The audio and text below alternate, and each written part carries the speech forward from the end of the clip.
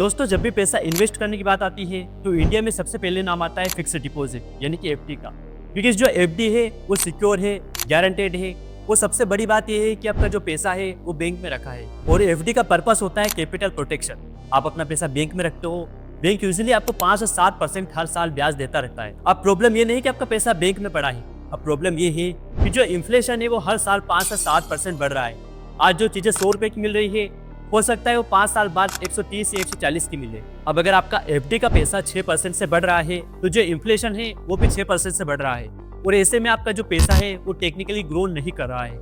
अब हम बात करते हैं म्यूचुअल फंड की। म्यूचुअल फंड आपके पैसों को इक्विटी मार्केट में इन्वेस्ट करता है और इंडियन इक्विटी मार्केट ने पिछले कुछ सालों में लगभग 12 से 14% तक का रिटर्न दिया है। फॉर एग्जाम्पल, आप 10,000 पर मंथ किसी इक्विटी म्यूचुअल फंड में इन्वेस्ट करते हो, अगर आपको एवरेज रिटर्न 12% की अगर मिल रही हो, जो कि सबको मिलती है, तो हिस्टोरिकली आपका अमाउंट 20 साल में 1 करोड़ बन सकता है। और ये जो रिटर्न्स है वो एफडी कभी नहीं दे सकती। लेकिन आपको एक बात समझना काफ़ी ज़रूरी है, जो म्यूचुअल फंड है वो शॉर्ट टर्म में ऊपर नीचे होते रहते हैं, लेकिन अगर आप लॉन्ग टर्म के बारे में सोचते हो तो म्यूचुअल फंड आपके लिए एक अच्छा ऑप्शन हो सकता है। सो अगर आप भी म्यूचुअल फंड में इन्वेस्ट करना चाहते हो, एसआईपी करना चाहते हो, तो उसके लिए आपको एक डीमेट अकाउंट ओपन करना होता है। अगर आपके पास अभी तक कोई डीमेट अकाउंट नहीं है तो चैनल के अबाउट सेक्शन में जाके आप फ्री में अपना डीमेट अकाउंट ओपन कर सकते हो।